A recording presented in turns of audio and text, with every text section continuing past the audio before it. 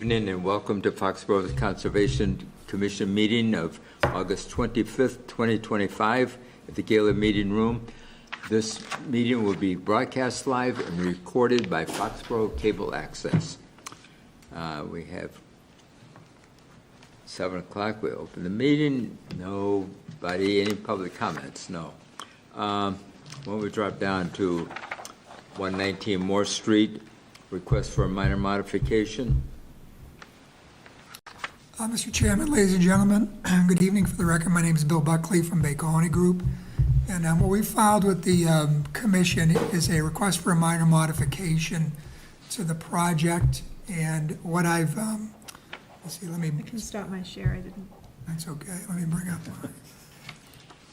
And what this is, there's two things, there's two requests, or there's two portions to the request. So I'm gonna put this up.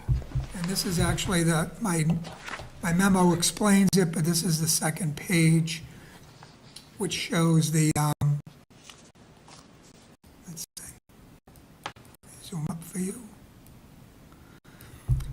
So part of the order of conditions that we had to comply with, this fell under the National Heritage Endangered Species Program for turtles.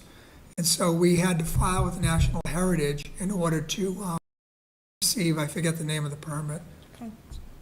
Conservation management? Conservation management permit. Or checklist, meets a checklist? So we did that, and actually you did that after the filing, or we received the order of conditions. Part of the order of conditions is we have to comply with the National Heritage permit. One of the things they asked us to do, or they required us to do, is we have to do a turtle barrier around the site. And I don't know if everybody remembers, but on River Ridge on East Belcher Road, that subdivision there, same deal, same turtles. This is actually all part of the same watershed. So it's just the same type of thing. So what they've required, this is what I've put up here. This is out of the turtle protection plan that was filed and approved, and we gave a copy to the commission and the town. This yellow is a turtle barrier. The red, which is here, this area here, this is these red lines, and you can see some of them here. These were our original hay bale lines, or not hay bales anymore, we have silt sock lines. So you can see that the turtle protection line in some of these areas has pushed it out substantially. I guess they wanted to catch the turtles before they got closer to the site. So, and in addition, in this area here, which is uphill, I know some of us walked it the other day, we didn't put any sediment control barriers up there because sediment doesn't go uphill, but the turtle protection plan required us to put those in there. So those are the changes that we had to make here, and I just wanted to be consistent, show it to the commission so that, if anybody went out there and had our plan and said, hey, what's going on, this is what we showed you, this is what you showed us before, this is what's actually out there now, it's all done. I'm not sure they've done the water main piece of it, but I know the main campus has been completed. So that's the first change that we've requested. The second one is if you go to the second sheet, the third page, the second sheet that we've given you. Let me make this smaller for myself. This is the bridge plan. What we've done is, so we did the original plans. This was the original structural engineer who did the work. And he's gone back out, went back in. Now we got into the detailed engineering drawings and found that he had to widen. So the bridge is the same. The opening is the same, that hasn't changed, but the blocks on the outside of it have changed. So we've gone 1.5 feet on either side of this area, including the walls that go beyond it. It doesn't really change anything except its alteration within the riverfront area. So in my memo, I talk about the fact that we did a significant amount of of mitigation area. So we did restoration, which had involved tearing up some gravel and paved area and planting it. But then we had to do mitigation for the work that was happening because of the alteration that was taking place. And so we did, and I usually do this, thank goodness. We did more alteration, or we did more mitigation than necessary. Lauren did the plans, just for reasons like this, because sometimes things change. Sometimes when the contractor goes out there and does it, and we go in later and measure it, you didn't do enough. So we always try and go a little bit more. So in this particular case, we did go more, and as I laid out on my memo, let's see, first page, let me just go to it here, actually. So the approved design included 14,384 square feet of degraded riverfront, which was mitigated by 31,000 square feet of restoration. So this modification will increase the amount of riverfront degraded, which means pavement, blocks, something impervious, to 15,293, which is still offset by the 31,120, which what we plan is more than a 2-to-1 margin, which is what's required. When you're doing mitigation, it's 2-to-1, and when you're doing restoration, it's just 1-to-1. So those are the changes that we've made. And I know that several members had a chance to walk it. Yep. And Yeah, I was surprised that the original plans, you didn't have to modify the bridge, because I think that was one of my first questions, was, is the bridge going to be okay? And your structural guy said yes, but now it's yeah, we've had, so that guy looked at it and said, yes, it still works. And we could have fought that battle, and probably won, because it's a 40B. But what really forced us to make that bridge wider is the fire department. So it's a fire code issue. They wanted a minimum of a 20-foot wide bridge there, especially with all residences, as opposed to, a commercial use. So that's I'm sticking up for the structural guy, the first one. And then, then there was another one that did this work here. But yeah, the bridge has always been the issue, and I think we talked about it a little bit. They're gonna reinforce it while they're moving heavy equipment, and then they're gonna, they've ordered the bridge, when it comes in, they'll rip that stuff all out. And like they talked about, or like Bill Barros, who's the contractor, talked about there, they're gonna rip all that stuff out, and they'll start laying the new footings and foundations and place the new bridge. So that's one of the first things he thinks. I think it was October. You gave you a schedule, which is going to be constantly changing, but definitely expect that to be done this fall. Okay, thank you. Any questions, comments? Just, what about, when they work on the bridge, are they going to divert half of the river to get it dry and pull out the blocks and establish new footings? I think, so when we talked to him the other day, that was his plan. He's going to, because he only needs to do those edges, and you saw how low the water is. That's why he wants to get it done now. So he'll be putting in sandbags along the edge there, and then ripping out the existing, not footing, but abutment. And then he'll be moving it back, putting the new abutment in. And then on the other side, same thing, he'll move the sandbags. I don't think he'll be halfway, but some way in there, rip the abutment out, put the new abutment in, and then lay the bridge on top of it. And they'll be dewatering into the woods? We told him he had to de-water at least 100 feet Yep. away. So we told him there's plenty of space there, that we have that big lawn area that we can put that in. So, and he wasn't sure, I'm pretty sure he's gonna have to de-water, even though the water level's really low there now. It's still, he's gonna be going down at least 4 feet. Pray And no then- hurricanes. I know it, I know it. And then the utilities are going underneath that hole, or are they going through the bridge now? Going through the bridge now. So initially, when our initial designs, we were talking to you in the preliminary stages. We were gonna put the water underneath it and the septic underneath it. And then bring the electric through the bridge, which is nothing. But he decided, this engineer decided we could bring it through the bridge. And I think Chris Gallagher is happier, although I don't know why he would care. It's the owner's problems, you know? It's not like it's a town one, but, and it's coming in from two directions. So if you lose it on one end, you still have it on the other. So yeah, we're going through the bridge. Okay. Any other questions, comments? Craig, you happy with it? I am. Okay. So somebody want to make a motion to accept this as a minor modification to the original? I will make a motion to accept the minor modifications for 119 Moore Street, DEP 157641. Second? Discussion? All in favor? Aye. Aye. Opposed? None? Thank you. Thank you. Okay, it's 7:05. We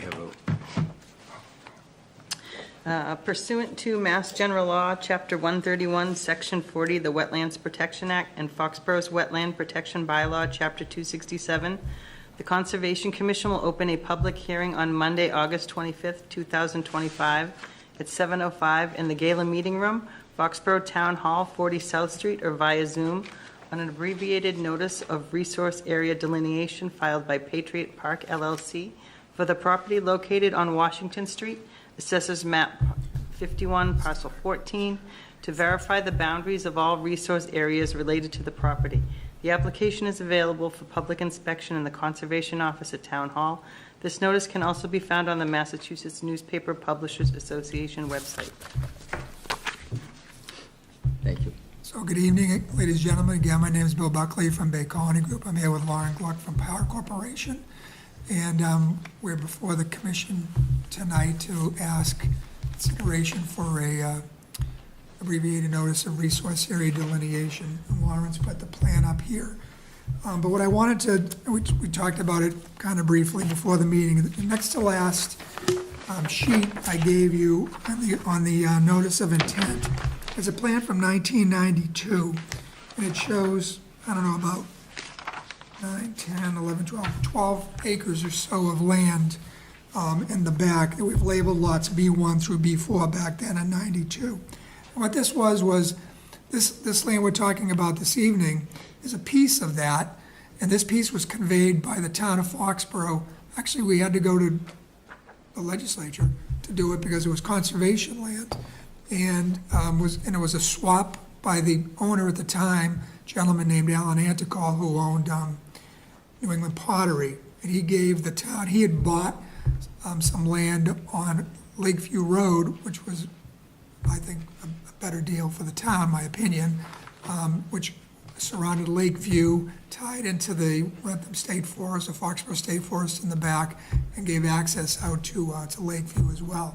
So even back then, we did the wetland delineation back in 1992 in order to make sure that, it was actually a piece of land that Mr. Anticol could use.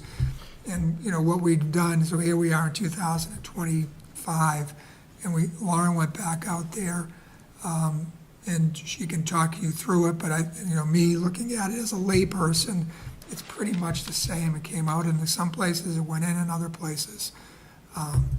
And what this gentleman is planning on doing, they just purchased it recently, Patriot Park LLC out of Walpole. We'll be back to see you. They'll be putting in some commercial buildings back there. So adding to the town's tax base. Great. Thank you, Bill. So I met Craig out on the site a couple weeks ago to walk the wetland lines. We didn't make any changes to the delineations shown on the plans that were submitted to you with the ANRAD. There was one change just to correct a buffer zone error on the original plan, which I can go over when we get there. But first, I'll just walk you through what the different wetlands and buffers are on the site. And I can zoom in if it's helpful. up here in the top left-hand corner, these flags, R1 to R26, these are the banks of a perennial stream. There's actually like an old remnant of a possible old historic dam structure that's way back here off-site. And from there flows a channel downslope to the, I think, I don't know if we're oriented north-south here, to the north, I think. Yeah. So those flags are out here, and then it has an associated riverfront area. This is the 100-foot here. This is the 200-foot where my cursor is here. So the 200-foot does encroach onto the site. So while this feature is off-site, we did find it important to flag it to establish that boundary. Then down here along the slope, generally following the property line, is this A series. So this is a bordering vegetated wetland. It's a forested wetland that follows kind of a moderate wooded slope, starting down here and then following kind of along the property line, coming upslope of the property line in some locations, and then back out and then back up again here. The series does continue off the page, but it's beyond the limits of what we're looking to verify tonight. So I think we ended at A52, and it's a pretty straightforward forested wetland edge. Like Bill said, it generally follows what had been flagged back in the 90s with some minor deviations. Then down here, I'm going to zoom in a little because it's hard to see. We have our B series BVW flags. It cuts off the page again like the other series, but the flags on the site include B12, which is here, B12, and then it goes up along this very defined TOA slope bordering this, this developed area. And then the B series turns here at B15. It turns up and then follows along this more moderate slope along the southern side of the site, with B21 being the last flag on the ANRAD plan. This series does continue off the page and ultimately does connect with the A series kind of at that corner part of the land, but that's off beyond the limits of what we were hoping to get verified. So we did not include those additional flags beyond B21. And then you'll see over here, this line, this is kind of a point where the vegetated wetland transitions into this gravelly drainage channel. So these CH series, CH 1, 2, 3, 4, and then it follows down, I think, to number 6. It begins and ends at this wetland boundary. And this is basically just a drainage swale. So this is the corner of the developed portion of the lot. And there seems to be a lot of drainage coming down off into this low point that then goes down the slope. There was no wetland vegetation observed in this channel, and it is up gradient of any other wetlands. It's not mapped as a stream on the USGS, so we were calling this a non-jurisdictional drainage feature, which on the most updated plan that Bill sent over today, the buffers have been updated. In the original plan, we showed the buffers extending around that CH feature, but we've changed that to only offset the B series BVW, since the CH series is not a jurisdictional wetland. So we walked those lines. Craig didn't suggest any changes to the lines, so the plan you have before you today should be ready for you to accept. Questions, comments? Craig, you wanna? Yeah, so when Lauren and I walked it, the flagging was thorough, and walking through it there, I didn't see any issues or any problems, and everything was well explained, and I saw no issues. Comments from the board? Someone want to make a motion? Question, Bill. According to aerial photo, part of this property in the back is cleared? Yeah, that is, it's, yeah, about, how far back, it's, How far back is it cleared? I think, so the wetland is well within the tree line. I don't think that we're showing tree line on here, are we? So I would estimate, it's where the property's kind of more flat was where I recall it being clear, so, you know, probably somewhere hereabouts. The ANRAD, I think we may have included an aerial photo in there. If you'd like, I can pull that up. Yes, there is one there. Yeah, let me find that. That's not recent work there. That's been cleared some time ago. Cleared. It looks like it. And I think what it was it was cleared when Motorcycles of Manchester owned it. Oh, is that where he was testing his motorcycles?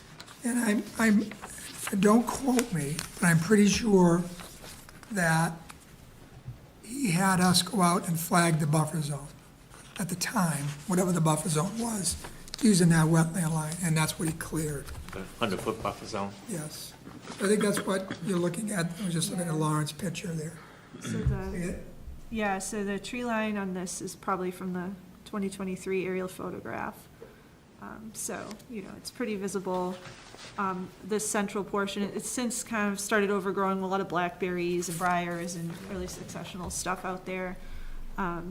But the wetland line, it generally follows the property line. In some areas, like I said, it comes up, like back over here, it comes up a little bit. But there's a pretty solid tree line along that perimeter. I think if you look at the last sheet, the existing conditions plan, just take a look at it and how the 100-foot buffer line kind of meanders. Now look at that. Yeah. That's why I'm pretty certain that that's how that was cleared.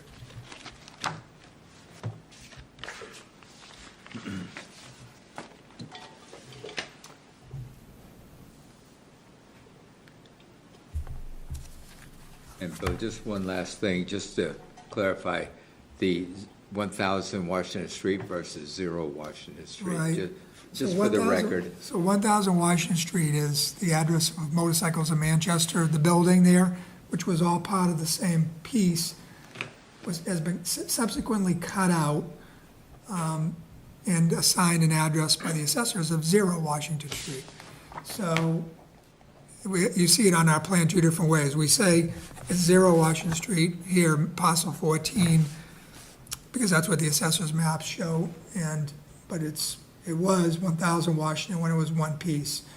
And I just told Mr. Bodie what we'll do tomorrow. I just made a note to myself. I'm gonna ask the planning board, Gabby Jordan, who's in charge of assigning addresses, to assign that vacant parcel in the back there, an address, to remove all doubt. Okay. Thank you. Anything else from the board? Laura, whereabouts is that stream in relationship to this plan, this ortho, Are you referring to the drainage channel or the perennial the stream? perennial stream? So let me see if it's visible on here. I think it's back. So see this, Yeah, you one can here. kind of see this, this is the 1-foot topographic contours. This is that dam structure I referred to. So up here, upslope of that, it's a pretty broad wetland complex with no defined channel, and then there's a break here, and I believe it's where there's this low spot here, and then it becomes a bit more braided, so we flagged the outermost edge of that braiding, which would likely fall somewhere over here where the landscape flattens out. So it's partially off the page, and then we also have the USGS, if you'd like to see that as well. That shows it as a perennial stream starting at that dam. Let me zoom into that. But I haven't, I'm blindsiding Lauren right here. What? If you recall, this was the stream that goes on Lawson Farm. This is the stream that goes under that bridge. Yeah. It's not perennial there. And we've already certified that it's not perennial because we've showed that it wasn't it. So Is it intermittent? It it's, wasn't flowing when I was out there with Craig, so. yeah, I think it's an intermittent stream, and I'm sorry I just blindsided Lauren, and I think if we went back to the ANRAD for that, and I'm sure if I went out there for the next 3 or 4 days, I could prove to you it's dried up. Dry. The stream stats also indicated it was likely intermittent, I believe. The watershed size was, we did take a watershed point. Sorry, it's zoomed way out. Drainage area, let's see. Drainage So area. I don't know if you want to, say that it's intermittent based on your previous thing, or if you want, we can spend a couple of days going out there, taking pictures of it for you to show it. That's your decision. But it was definitely intermittent for Lawson Farm.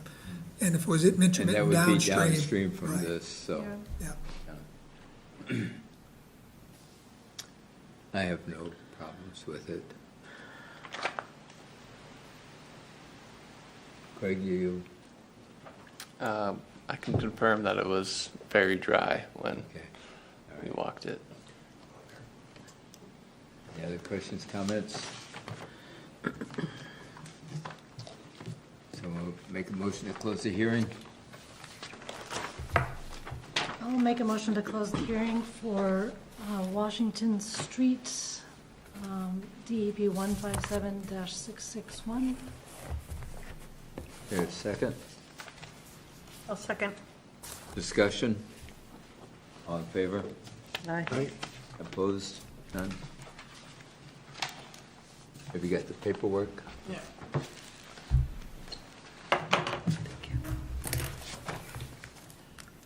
So if you want to vote to endorse it, and then Craig can finalize it, Okay. whatever numbers could put in it, so you guys can sign it. Yeah.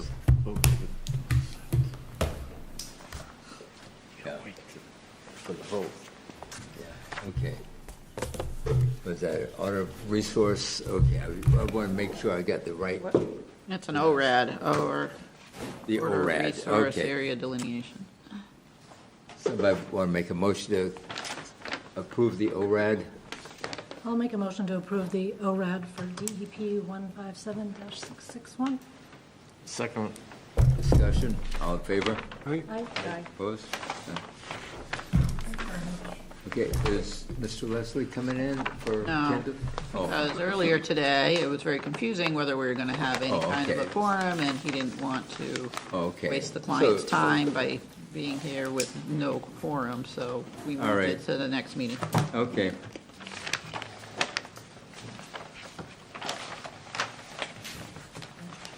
Thank you very much.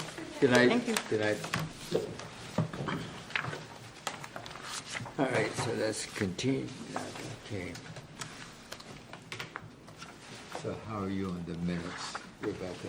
I think I'm ready. Okay,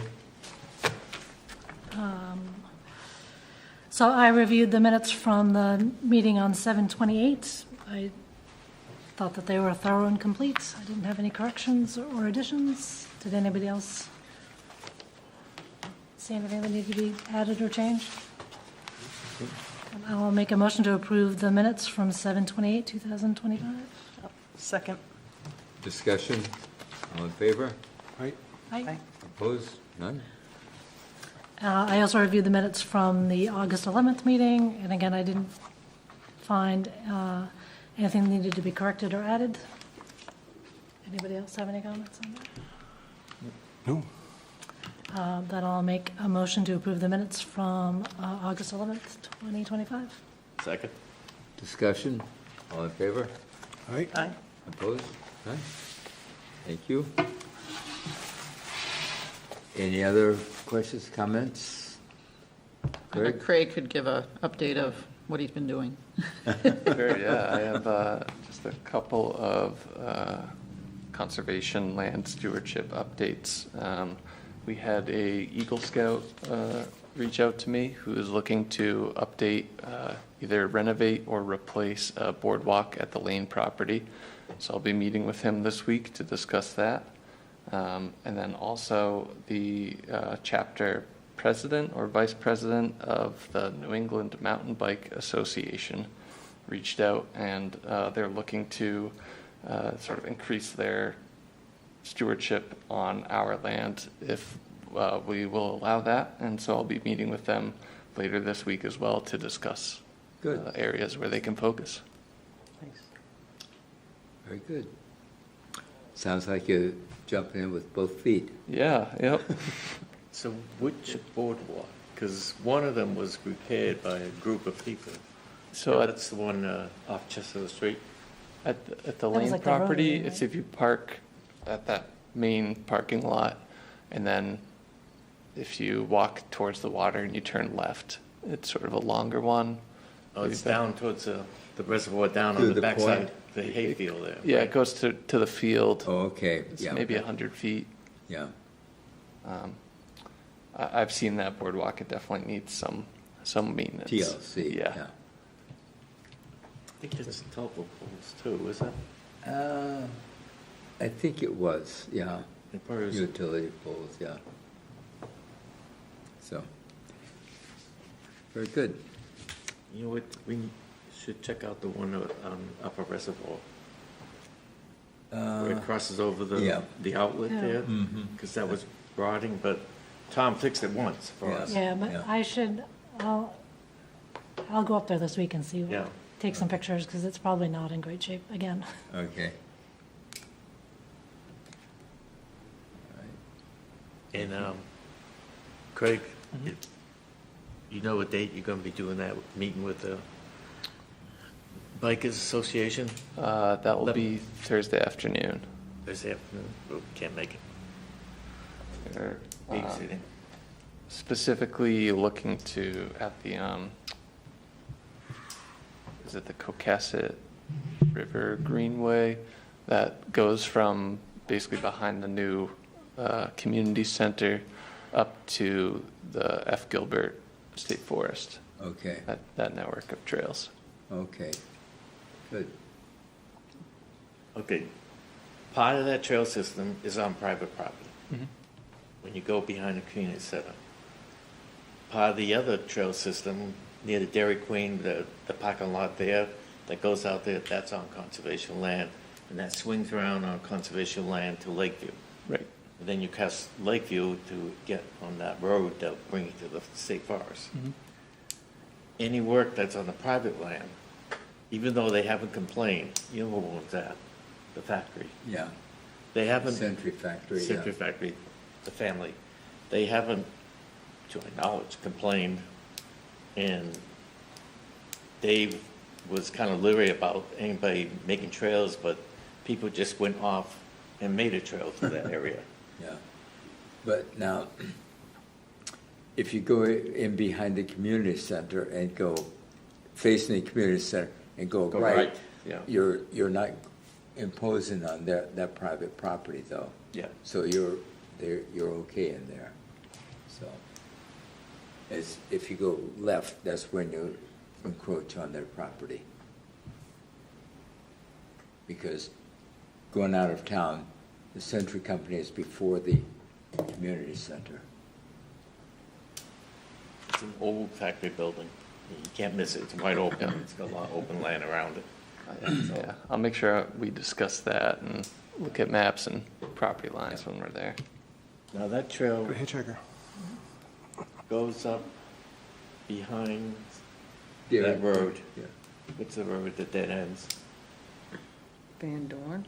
Oh, you mean, Where everybody dumps their leaves and yeah, everything on our land. it used to be Petty Place, but there's a building in there now, so that one is cleaned up. And then there's, what's the next dead end? Daniel Carpenter? Daniel Daniel Carpenter, Carpenter. yes, Carpenter. yes. Yeah, that trail goes up behind that, and you go to the end of Daniel Carpenter and get on the cul-de-sac onto the trail. But people have been filling in, it's a vernal pool, kind of Judy, at the end of that road for years. So you best not to probably touch that, because that could be a problem there.